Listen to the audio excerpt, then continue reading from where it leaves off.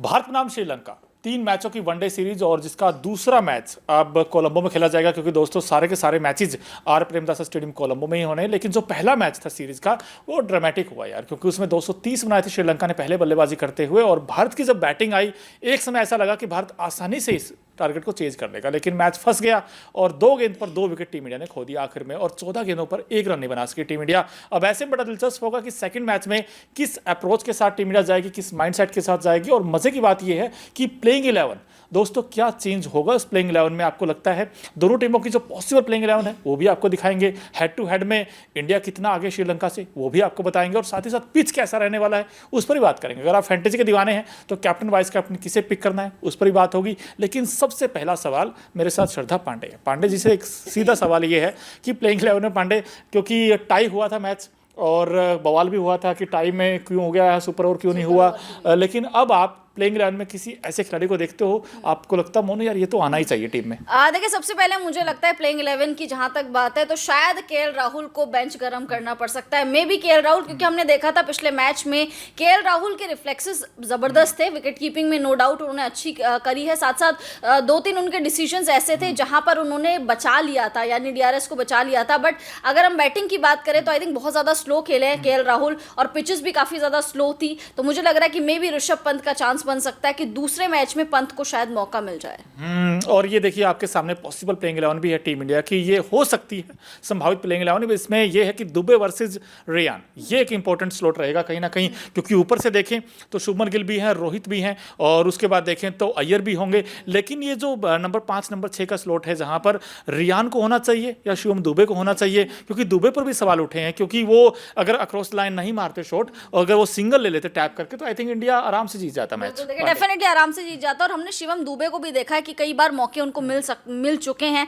उस मौके को हमेशा से शिवम दुबे भुना नहीं रहे हैं। आईपीएल के बाद से दुबे का जो प्रदर्शन है काफी ज्यादा गिरता हुआ नजर आया। हालांकि वर्ल्ड कप में हमने देखा था आखिरी मैच में उन्होंने थोड़े बहुत रन्स बटोर लिए थे, लेकिन अभी ओडीआई, पहला ओडीआई अगर बात करें श्रीलंका के खिलाफ, वहां पर मैच फिनिश कर जहां पर आना था, जहां पर उनको हीरो बनना था, वहां पर वो विलन साबित हो गए कि काफी ज्यादा उन्होंने स्लो खेला है और रन बॉल खेली है। जहां पर आप बड़ी हिट्स लगा सकते थे, मैच को चला सकते थे, वहां पर डिसअपॉइंट किया। इसलिए डेफिनेटली शायद रियान पराग का मौका बन सकता है, क्योंकि मिडिल ऑर्डर में हमने देखा है रियान पराग ने बड़ी हिट्स लगाई हैं और मैच को चलाना रियान पराग जानते हैं। तो मे भी शिवम दुबे की जगह रियान पराग को मौका मिल जाए। अच्छा पांडे, हम सबने सोचा था यार, पूरे क्रिकेट फैंस ने हिंदुस्तान में, क्या रोहित विराट आएंगे और मजा आएगा यार इस सीरीज में, लेकिन विराट ने रन नहीं बनाए उस तरीके से, रोहित ने रन बना दिए हैं। अब आप इस टीम इंडिया का जो आपने प्लेइंग 11 देखी है, सबसे बड़ी ताकत क्या, किसे मानते हैं आप? देखिए, मुझे लग रहा है कि सबसे बड़ी ताकत टीम इंडिया की इनके कप्तान है, क्योंकि कप्तान सीना तान वो वाली बात हो, मतलब रोहित शर्मा के ऊपर बड़ी सटीक बैठती, क्योंकि हमने पिछले मैच में भी देखा था रोहित शर्मा ने जहां वर्ल्ड कप 2023 में जहां उन्होंने अपनी बैटिंग खत्म की थी, शुरुआत भी उन्होंने वहीं से करी। जो इंटेंट नजर आया, जिस पोटेंशियल पे रोहित शर्मा खेले, क्योंकि स्टार्ट अच्छा अगर आपको मिल जाता है तो जो नीचे के बल्लेबाज होते हैं उन पे इतना ज्यादा प्रेशर क्रिएट नहीं होता। तो रोहित शर्मा ने एक स्टार्ट अच्छा दे दिया था, अर्धशतक उन्होंने बना दिया था, और बड़ी ही गजब की स्ट्राइक रेट के साथ। तो आई थिंक इनकी सबसे बड़ी ताकत रोहित शर्मा है, क्योंकि शुरुआत बड़ी अच्छी दे देते हैं ताकि नीचे वाले बल्लेबाजों को प्रेशर फील नहीं होता। वो अगर अच्छी बल्लेबाजी ना करे वो उनकी गलती है, बट रोहित अपना काम करके चले जाते हैं। बिल्कुल ठीक है आपने, क्योंकि आगाज हुआ अच्छा था लेकिन अंजाम उतना अच्छा हुआ नहीं था, और भारत बिल्कुल नजदीक आकर, वो कहते ना डायलॉग भी है ना, एक चुटकी सिंदूरी की कीमत तुम क्या जानो रमेश बाबू, वो 1 रन से इंडिया ये मैच टाई करा बैठा, वरना एक समय तो ऐसा लगा था आराम से जीत जाएगा। लेकिन हमें क्रेडिट देना चाहिए श्रीलंका की टीम को, और इंडिया की तो बात हो गई, बट श्रीलंका भी तो कहीं ना कहीं चाहेगा ना कि पहला मैच टाई हुआ, लेकिन अब अगला मैच जीतकर हम भी सीरीज में लीड लेना चाहेंगे। तो ऐसे में वो भी कुछ इस कॉम्बिनेशन के साथ मैदान पर उतर सकता है। और अब मुझे तो ऐसा लगने लगा पांडे कि इनकी जो सबसे बड़ी ताकत है इनकी स्पिन डिपार्टमेंट हो गई है, और खासकर स्पिन डिपार्टमेंट में ये आप नाम भी देख रहे हैं, ये पॉसिबल प्लेइंग 11 इनके चेहरे, जहां पर वो जो नाम है ना, दुनित वेलालागे, एक तो वो और एक वनंदु हसरंगा, ये मुझे लगता है ट्रम्प कार्ड बन गए टीम के। और तीसरे जो है चरित हसलंका। अब यहाँ पर पेस अटैक थोड़ा सा मुझे अभी भी इनएक्सपीरियंस लगता है, बट स्पिन डिपार्टमेंट इस टीम की मुझे लगता है सबसे स्ट्रॉन्गेस्ट साइड होगी। बिल्कुल, देखिए डेफिनेटली आपने मोनू सही कहा, इनकी सबसे स्ट्रॉन्गेस्ट साइड हमेशा से ही स्पिन डिपार्टमेंट रही है, क्योंकि आपने देखा भी होगा श्रीलंका में ज्यादातर पिचेस जो है स्पिन फ्रेंडली ही देखने को मिलती है। पिछले मैच में हसरंगा ने जिस तरीके से ब्रेक थ्रू दिलवाया था टीम को, दुनित वेलालागे ने जिस तरीके से रोहित को आउट किया, गिल को आउट किया, बड़े बड़े प्लेयर्स को आउट किया, ब्रेक थ्रू उन्होंने भी दिलवाया था। उसके बाद चरित असलंका आखिरी में आके जो कप्तान वाली जो उनका स्पेल देखने को मिला था वो भी बड़ा डेफिनेटली बहुत ही ज़्यादा इंप्रेसिव था। तो आई थिंक ये तीनों खिलाड़ी इनकी सबसे बड़ी ताकत है। बट दुनित वेलालागे अगेन मैं यही कहूँगी कि दूसरे मैच में दुनित वेलालागे एक्स फैक्टर की तरह साबित होंगे। क्यों? क्योंकि वो ब्रेक थ्रू भी दिलवा सकते हैं, साथ में नीचे से आके वो रन्स भी बटोर सकते हैं। तो आई थिंक दुनित वेलालागे एक सबसे बड़ा एक्स फैक्टर साबित होंगे।